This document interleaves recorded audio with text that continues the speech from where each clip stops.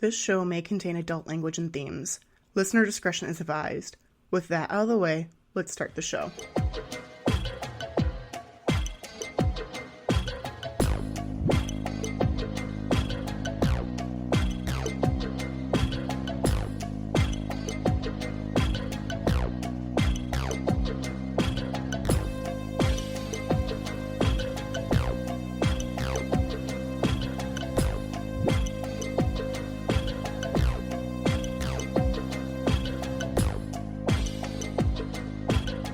You're listening to the Murder Is My Sign podcast, the podcast where we talk true crime and astrology.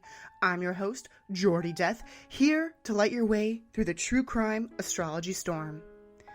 Well, here we are, part 3 of Ed Gein, Vile Virgo. How's everyone doing? Enjoying the series so far? Ready to get into the macabre and gore? When we left off in part 2, Mama Gein, Augusta, had died, and darkness was descending around Eddie, because his mother was the light of his life and his one true love. With her gone, he literally had no one, because his brother and father were also dead. We continue. With Augusta Gein's death, the residents of Plainfield didn't really see much change in Eddie. He was, and had always been, a pretty quiet person who kept to himself. And since his cost of living was very minimal, he managed to support himself by leasing a few acres of the land to some neighboring farmers. The farm and house, though, soon fell into disrepair. The front yard was overgrown with weeds, and the pastures were receding into the woodland. The backyard was decorated with rusting farm equipment that Eddie never used, and whatever few heads of livestock were there were sold off to pay for Augusta's funeral. As strange or shiftless as Eddie appeared, he was considered to be, quote, the most dependable person in the county, end quote, at least according to Floyd Reed, who had worked alongside Gein at the local lumber mill. Eddie never cussed or spoke out of turn, and was always well-mannered. At lunchtime, as was tradition when a farmer got together a threshing crew to help harvest his crops, the farmer's wife would make everyone a very large midday meal consisting of roast beef, baked beans, mashed potatoes, pickles, relishes, hot bread and rolls, freshly churned butter, homemade cottage cheese, it is Wisconsin after all, jellies, preserves, and assorted fruit pies and cakes, complete with fresh milk, iced tea, and strong hot coffee. No wonder women back in the 40s didn't work. They literally had to spend all their time cooking. So after lunch, the men would head outside and relax, lay out on the grass, have a smoke, but old Eddie Gein would hang back and linger at the table, looking intently at the farmer's wife and daughters. His gaze fixed on them to the point where even the young ones felt a bit uncomfortable by old Eddie. They didn't say much about this, though. If anything, they couldn't help but feel sorry for him. He was so alone and seemed harmless. Some farmer wives went as far as to cook an extra batch of holiday cookies and deliver them over to his house around Christmas time. But not all farmers shared their wives' soft-hearted sentiments. More often than not, Eddie was treated like the class dunce, where he was set up for a good practical joke now and again, like the time someone put a smoke bomb under the hood of his pickup truck. Now, for anyone who has grown up in the Midwest or Wisconsin, even if you're not a hunter, you probably know that hunting is a big pastime here, especially when it's deer season. It's almost a rite of passage among the men here, and women, of course, who are into that sort of thing. I myself am not really into hunting, but then again, I didn't grow up with it, so that's probably why. So since hunting is so big here, imagine the odd looks that Eddie would have gotten when he professed that he was averse to bloodshed. Especially since he grew up on a farm where killing and butchering animals was a standard practice. And also, given the fact that Eddie loved to read true crime magazines, it seemed that he was preoccupied with violence regardless. Some of his favorite stories to read were about the ones that told, in great detail, the atrocities committed by Ezelkirch, the bitch of Buchenwald, who was a Nazi and accused of collecting human heads and using the skin of her victims as lampshades and book bindings. I guess Eddie viewed as Isle as his own Martha Stewart, if you will. It's funny to think about. Today on Martha Stewart Living, I'll be showing you the proper technique for preserving the skin so that way you can have a lovely lampshade. And don't throw those old skulls away. Later, I'll show you how to make a handsome bowl where you can eat your pork and beans out of. All this and more on Martha Stewart Living. It's a good thing. You think I might be joking here, but honestly, I'm not. At least not about that last pit with the skull and beans. Eddie did use the skulls he collected from the graveyard as a bowl to eat his pork and beans out of. And that's honestly all he ate, pork and beans. Unless he was eating lunch from working on a farm somewhere. The house that he lived in now was in full hoarder mode. He would just toss the old cans away onto the floor, take the skull, wade through the trash and random fuckery, into his room, where he would set the skull down on a side table, even though it would roll to its side ever so slightly. He did try to file down the crown of the head to make it flat, but, it didn't really work. So into his bedroom he goes, and onto his sagging, grease-stained mattress to read his Nazi Martha Stewart erotica and eat his pork and beans. All the while taking in his beautiful collection of shrunken heads and the various quote-unquote art projects that he has been working on, using spare parts, if you know what I mean. There was about a 10-year period where a handful of mysterious disappearances occurred in Wisconsin, and this had law enforcement officials scratching their heads and their asses because they had no idea what was going on. This started up in the late 1940s, and men and women ranging from teenage to middle age all went missing, with no evidence as to where these people went. And it wasn't just in Plainfield, it stretched all across the state. Perhaps the most shocking disappearance was that of the 200-pound foul-mouthed tavern keeper with the mysterious past, Mary Hogan. Her absence was noted on December 8th, 1954, when a local Portage County farmer, Seymour Lester, walked into Mary's tavern that afternoon and noticed how eerily quiet things were.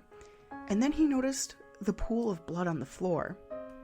Lester ran out of the tavern and down to the nearest farmhouse, where he called the town chairman of Pine Grove, Vilas Waterman, and then the Stevens Point Sheriff's Office. Hey, shout out to Stevens Point, my hometown.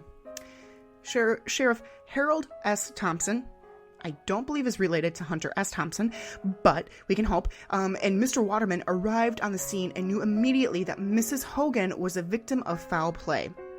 A .32 caliber cartridge laid on the floor next to a very large pool of now dried blood. It had appeared that the body had been dragged through a long streak because it was leading to the door outside. The body must have been loaded into a pickup truck because that was where the trail ended. Sheriff Thompson knew that he needed additional help, so he contacted the state crime lab at Madison, which is the capital of Wisconsin, for those of you who don't know, which, after doing some research on the state crime lab, they only had come into existence in 1947 and only had one branch located in Madison. So at this point, 1954, the state crime lab is only 7 years old, and oh boy, you just wait until the Gein case really blows up. They will be up Schitt's Creek without a paddle. Since then, there are two additional branches, one in Wausau, which is actually closer to Plainfield, and one in Milwaukee, where I live. Anyhow, unfortunately, the investigation into Mary Hogan's disappearance didn't pan out. Nothing was figured out other than she had been hurt, most likely killed, and loaded into a pickup truck. Shortly after the disappearance, though, Eddie was working for a local farmer and sawmill owner, Elmo Ewick. And one day the two were chatting and the conversation turned to the disappearance of Mary. Elmo quipped, "Eddie, if you spent more time courting Mary, she would be cooking for you instead of missing." Eddie's response would be one that Ewick would never forget. Eddie rolled his eyes and wiggled his nose like a dog sniffing a skunk, then smiled and said, "Oh, she's not missing. She's down at the house now." If only they had taken him seriously. But it was Eddie Gein, the town's soft-spoken, hard-working simpleton. There was no way that Eddie was capable of killing anyone, let alone Mary Hogan. Around this time, strange rumors had started circling around town about Eddie. Ironically, the rumors had nothing to do with the disappearance of Mary Hogan, but his collection of shrunken heads. Some young neighborhood kids had gone to the Gein house and saw with their own eyes Eddie's strange and scary collection.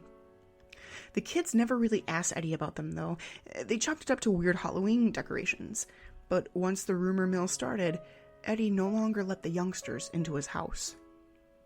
A peculiar instance occurred when Eddie seemingly decided that he wanted to up and move away from the old farmstead.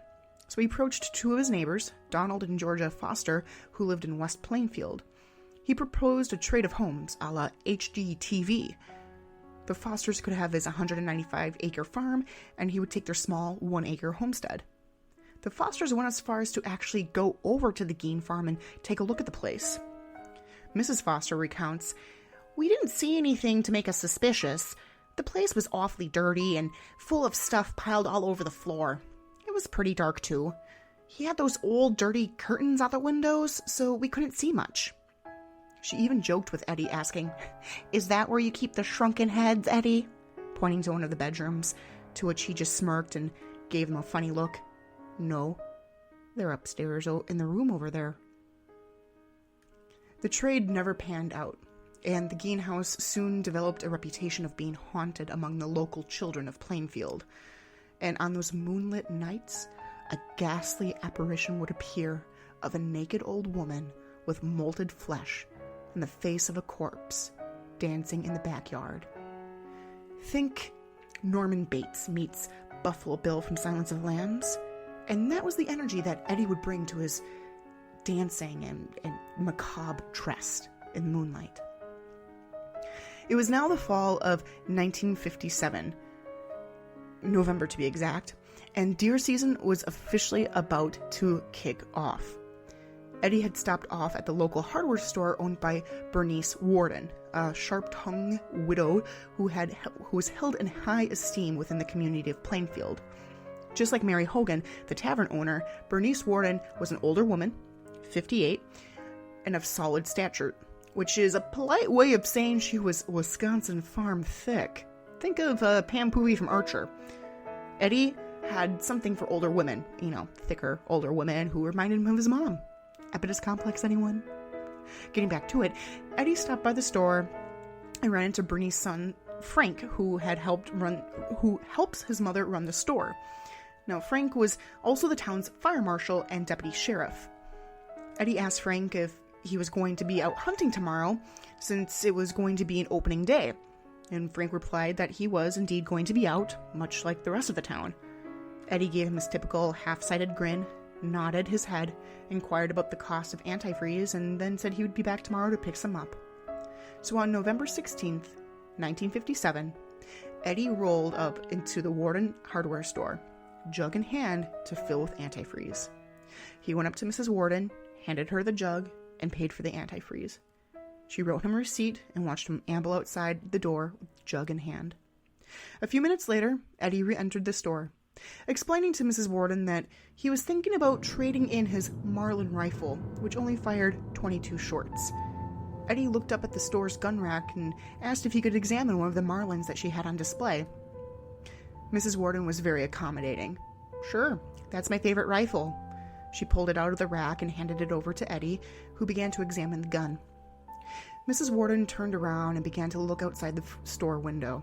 Across the street was Gamble's General Store and a filling station. Outside the store stood her son-in-law's new red Chevy. Mrs. Warden commented, more so to herself than to Eddie, "I see Bud has a new car. I do not like Chevrolets." In that same moment, Eddie reached into his pocket and pulled out a .22 shell and loaded it into the rifle. The madness was taking over, and he aimed the gun at the back of Mrs. Warden's head, viewing the 58-year-old widow as a wretched creature that his mother would have hated, someone deserving of divine punishment, just like Mary Hogan. Boom. One shot, and Mrs. Warden fell to the floor. Eddie dragged her body out back to the Warden hardware truck and loaded her inside, and then headed for home. Frank Warden had called it quits on hunting that day and returned to the town around 5 in the evening. He had stopped at a filling station that had served as an official checking facility for hunters to ask about Plainfield's yearly big buck contest. The owner of the station immediately told Frank about seeing the Warden hardware truck leave town early in the morning and that the store had been closed ever since. This seemed a bit odd to Frank. His mother didn't mention closing early. Had she decided that she wanted to go hunting too? Frank was concerned, so he walked across the street from the filling station to the shop and found that the door was, in fact, locked. Since he didn't have his key on him, he ran home, grabbed it, and then returned. And as soon as he opened the door and stepped inside the shop, he knew that something was terribly wrong.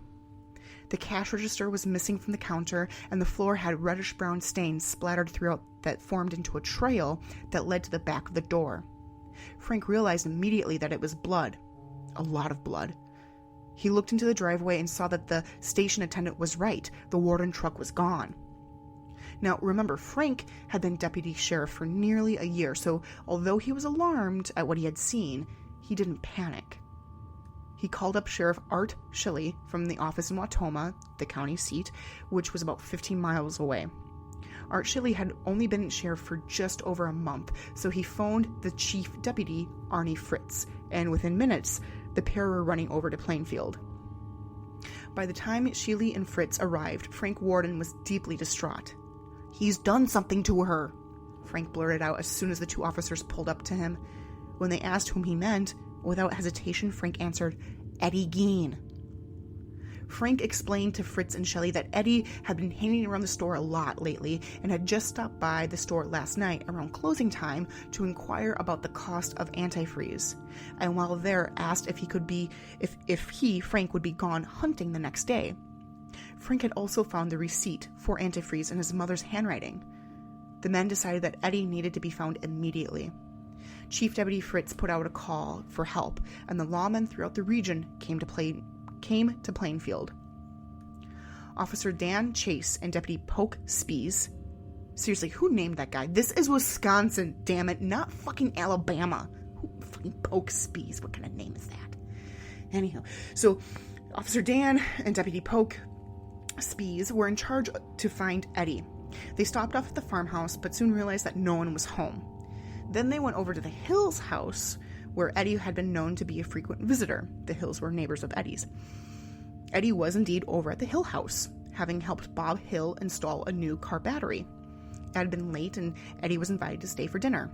By the time officers Chase and Spees had arrived, Eddie was sitting in his truck in the driveway, getting ready to leave.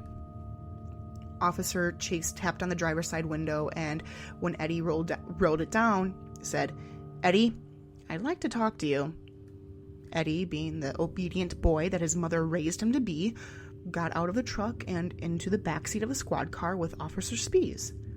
Chase turned around and looked at the little old man, who gave a weak smile, and asked him to run through the events of what he had done that day. When Eddie finished recounting his tale, Chase asked him to explain one more time, this time starting with his visit to Warden's hardware store. The next bit is taken directly from the book of Harold Scheer's book Deviant. "Now, Eddie," said Chase after a moment, "you didn't tell the same story come through there a second time." Eddie blinked once, then said, "Somebody framed me." "Framed you for what?" asked Chase. "Well, Mrs. Warden." "What about Mrs. Warden?" "Well, she's dead, ain't she?" "Dead? How do you know she's dead?" Eddie's lopsided grin seemed to be frozen in place. "Well, I heard it." "Where'd you hear it?"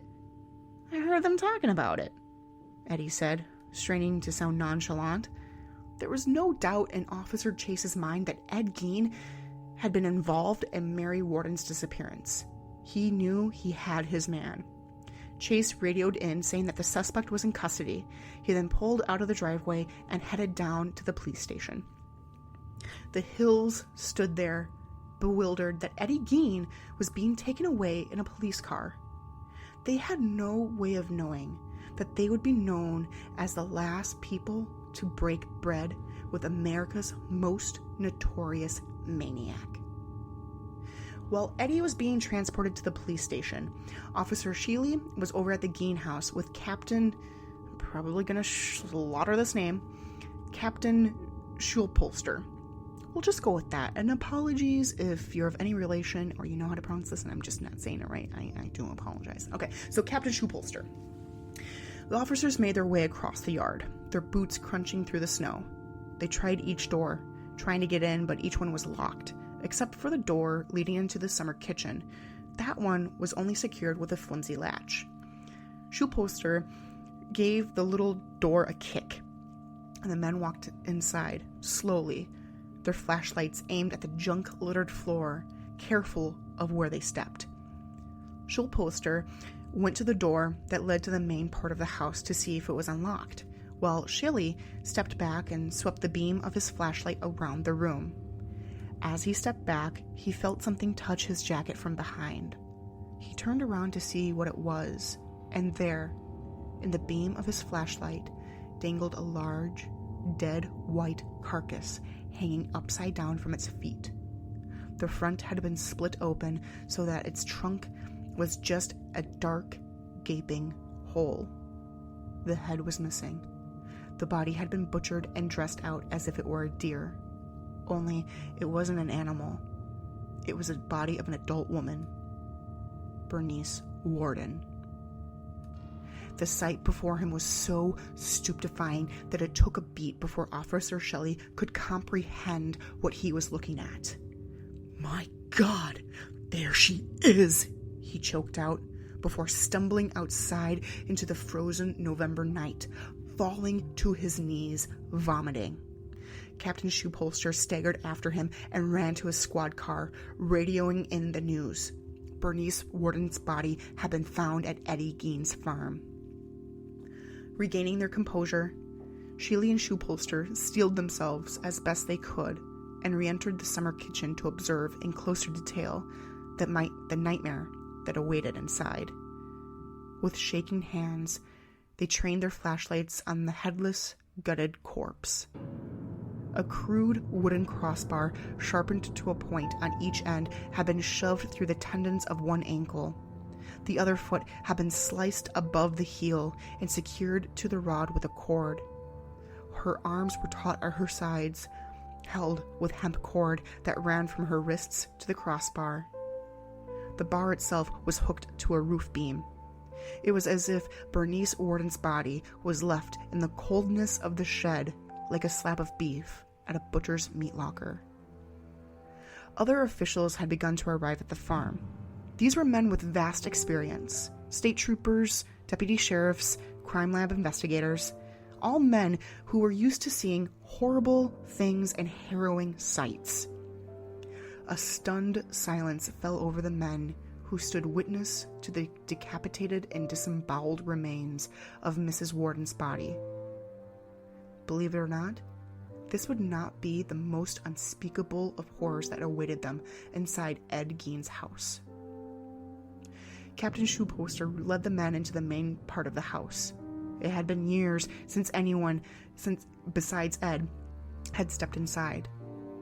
Sprawling heaps of garbage laid about the house. Old cartons, tin cans, bottles, tools, newspapers, magazines, food scraps, and more was strewn everywhere. It was a madhouse inhabited by a ghoul.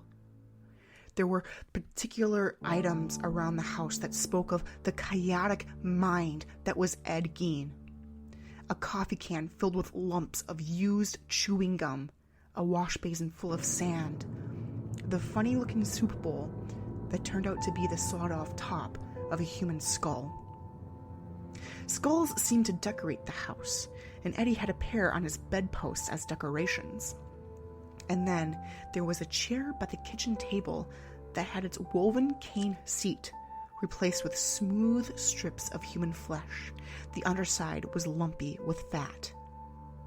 Eddie had fashioned himself a complete set of 4 chairs in this manner. Lampshades, bracelets, waste paper basket, a tom-tom, and the sheath of a hunting knife were all found, covered in human skin. Portable generators were brought in, and flood lamps were erected to illuminate the house. Now remember, Ed Gein did not have electricity or indoor plumbing. At the same time, a group of reporters had started to form on the farm, wanting to know what was happening inside the house.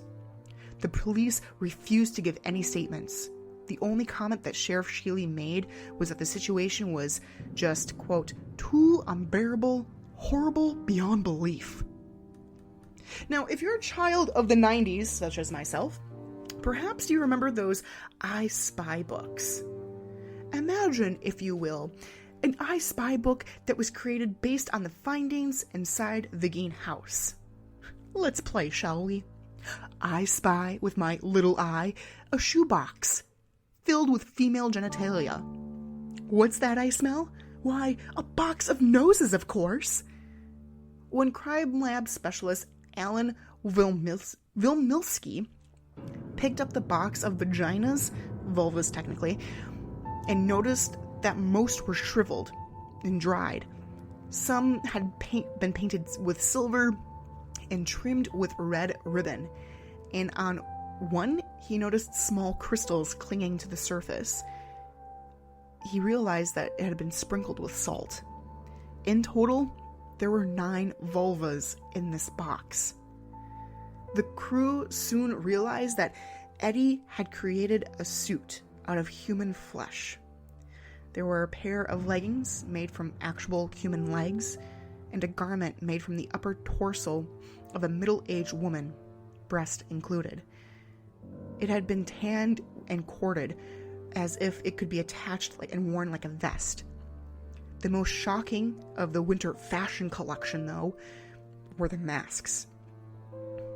The masks were made from actual human faces that had been painstakingly peeled from the skulls of 9 women.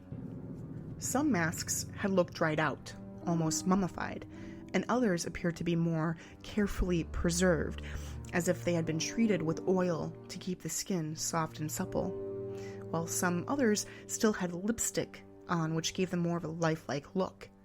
4 of the masks had been stuffed with paper and hung on the walls of Eddie's bedroom. Turns out the shrunken heads the kids had seen a few years ago were very much real. A moth-eaten horsehide,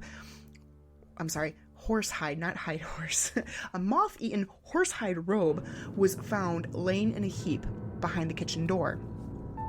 When Officer Arnie Fritz picked it up, he found a brown paper bag stuck within the folds of the robe. He opened the bag and aimed his flashlight inside and saw a mess of hair attached to a desiccated skin. Fritz reached inside the bag and pulled out what was inside, raising it to the light. As he raised the object to the light, Specs Murdy, who had been standing nearby, looked over and gasped, "By God, it's Mary Hogan!" At last, the 3-year-old mystery of the disappearance of the tavern owner had been solved. The Gein house turned into an excavation site. The investigators sifted through the rubble as if they were conducting a horrible archaeological dig in hell. They removed the boards and nails that had been boarded off on the first floor, and the investigators were very apprehensive of what fresh hell lay inside. But what they saw when they opened the door wasn't horror, but a time capsule. Eddie had boarded up his mother's room shortly after she died, and had never stepped foot inside, so everything was in perfect order. The bed, bureaus, rugs, and bookcases were neat, if not covered with a thick layer of dust. When compared to the squalor of the rest of the house, it was unsettling. And just like when archaeologists discovered the tomb of King Tut, the men here had discovered Ed Gein's shrine to his beloved mother. Photos were taken of the house and of Bernice Warden's body before she was unhooked from the pole and placed inside a body bag. Her head had been discovered in an old burlap sack in the corner of the shed. Steam was still rising from it. The head was placed with the body inside the bag and transported to Golt's funeral home, where the post-mortem examination could be conducted. It was now 5 a.m, 12 hours since Frank Warden had returned from the woods, only to discover that his mother was missing. It was now Sunday, November 17th, and the small town of Plainfield was beginning to wake, and as the townsfolk made their way to church that morning, they didn't know what had happened overnight, only that something truly horrific had taken place. A growing army of reporters had descended upon the town, and whispers began to spread like wildfire. The first newspaper to write of the happenings in Plainfield that reached the world outside was the Sunday edition of the Milwaukee Journal. The headline read, "Missing from Store, Widow Found Dead." The story recounted Frank Worden's discovery of his mother, who had gone missing, and the subsequent discovery of her body. Later that same day, the post-mortem examination was about to begin at the Gold Funeral Home. Gathered inside the small embalming room were Ray Gold, owner of the funeral home, Alan Vilmilsky and James Halligan of the State Crime Lab, Sheriff Harold Kroll of Sheboygan County and his deputy Robert Fruert, and Dr. F. Eggenberger, a Neenah, Wisconsin pathologist, along with his wife Cordelia, who was set to take notes dictated by her husband, who was also the secretary and office manager at a large medical clinic in Sheboygan. Now, the full autopsy report of Mrs. Worden is incredibly long, and if you'd like to read it in its entirety, go for it. But we're already about 30 minutes in, and I've already touched on the state of what the body looked like when she was first discovered. Beyond that, we can say that Mrs. Worden was a healthy 58-year-old woman at the time of her death. And although the examination of the outer genitalia did not reveal any trauma, it was inconclusive whether or not sexual intercourse had taken place. AKA, they couldn't tell if necrophilia had happened upon the body. As I've mentioned before, the rumor mill in small towns spreads like wildfire, and Plainfield was no exception. It didn't take long before the facts surrounding the Worden case began to alter. For example, Mrs. Worden's heart was found in a bag near the stove, and then that fact somehow changed into the heart being found in a frying pan on one of the burners. Then came the stories of Mrs. Worden's body being butchered and hung in the summer kitchen to cure like meat, that Eddie had jars of human blood in his cellar. Like, all these facts started to perpetuate that had no basis in truth. William Seeney, owner of Bill's Bar on North Street, described this phenomena to reporters perfectly. He said, quote, "Some guys come in here and tell a story. Then he goes down to the street and tells it again, and by the time he gets there, he believes it himself." I think we see a lot of the same stuff in today's news. And I also believe that this is where the mythology of Ed Gein was really born. People associate him with being a cannibal and a necrophile, when really, he never consumed human flesh, and never rightly confessed to having relations with any of the corpses. That Monday, Eddie had finally broken his 30-hour bout of silence. He had acknowledged to killing Mrs. Worden in a statement given to District Attorney of Washira County, Earl Klein. It was during this talk that Klein had asked Gein about cannibalism. Had he butchered Mrs. Worden with the intention of eating her? On this point, Gein claims to have had a lapse of memory, which will be a running theme throughout his interrogations and interviews with both the police and psychiatrists. You would have thought that given all that was found in the house, that there couldn't possibly be anything more that could shock the investigators. But when asked about the various heads, vulvas, breasts, nose, and lips were from people that he had murdered, Eddie claimed that, to his knowledge, he hadn't killed anyone, because Mrs. Worden's death was an accident. And the body parts? Why, the answer to where those came from was simple: graveyards. The lawmen were gobsmacked. Eddie explained that beginning in 1947, he had made numerous nightly visits to as many as 40 to local area cemeteries. This stretched over a 5-year period, and most of the time he returned home without committing any offense. However, at least 9 times he had dug up and opened caskets just to remove whatever bits and pieces he had wanted, and then covered the caskets back up again. Gein had read the local newspapers, paying special attention to the obituaries for newly dead women who were middle-aged or older. He didn't have much to say beyond this, though, because he claimed to have been in a daze when all of this was taking place. Ed Gein was officially charged with first-degree murder, and bail was set at $10,000. The contents of Gein's house were boxed up and transported to the state crime lab in Madison. When everything arrived at the lab, it took 2 men close to 30 minutes to unload the truck of boxes. Reporters flocked to the van, hoping to get a glimpse or a photo of something horrific to print in the paper. When the lab began to sift through the horrors contained within the boxes, officials from across the state came to the small jail cell in which Eddie was being held, with the intention of interviewing the 50-year-old soft-spoken man to see if they could possibly piece together any of the missing persons who had been reported over the last 10 years in Wisconsin. None of the disappearances, though, other than Mary Hogan and Bernice Worden, could be tied to or attributed to Ed Gein. Although Gein was the talk of the town, it was the army of reporters who had turned the small village into a freak show. Reporters from all over the state, the nation, had flocked to Plainfield when the case broke, and there was no trouble finding local sources to supply juicy quotes.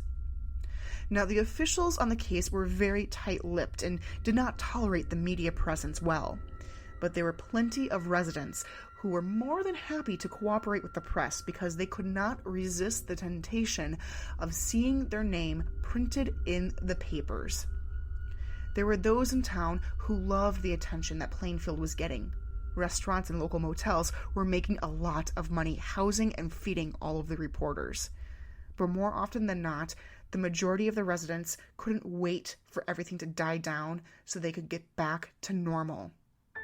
But nothing in Plainfield would ever be normal again. Irrational fears began to sweep through the town. For a community that had once felt safe and nary a reason to lock their doors or windows, suddenly found themselves bolting their windows and doors shut. Children had nightmares of the boogeyman, but for as scary as the stories that seemed to be building around Ed Gein, no one really seemed to believe that old Eddie was capable of digging up graves and stealing bodies in the middle of the night. They could believe that he killed Mary Hogan and Bernice Worden, and they could believe that he was making chairs and trinkets out of human skin, but they just could not believe or wrap their mind around the fact that he or anyone would be a grave robber. We will cover how the town and investigators came to believe Ed Gein, as well as what happened at his trial and how he spent the rest of his days, as well as digging into his natal chart in the next episode of Ed Gein, Vile Virgo. This has currently been the longest series that I've been doing on a heavy hitter, and I want to thank you guys so much for your patience as well as your dedication to listening to Murder Is My Sign. As always, if you want to stay up to date on what's happening with the podcast as well as my very boring life, you can connect with me on social media. You can find me on Twitter, Twitch, Instagram, and YouTube, all at Jordy Death. That's Jordy Death. Or if you're old school and you want to email the show directly, you can do so at murderismysignpodcast@gmail.com. Want to support the show financially? Stop by patreon.com/murderismysign and buy your plot in the Boneyard. $5 a month gets you early access to episodes and monthly shoutouts at the end, just like my patrons Michelle, Jake, and Crystal. Thank you guys so much for supporting the show that way. I really appreciate it. Tune in next week as we finish our series on Ed Gein, Vile Virgo. Will he go to jail or the madhouse? And what will it take to get the investigators to finally believe that Ed Gein was a grave robber? Tune in and join us, won't you? Until then, take care of yourself and each other, and rest in peace.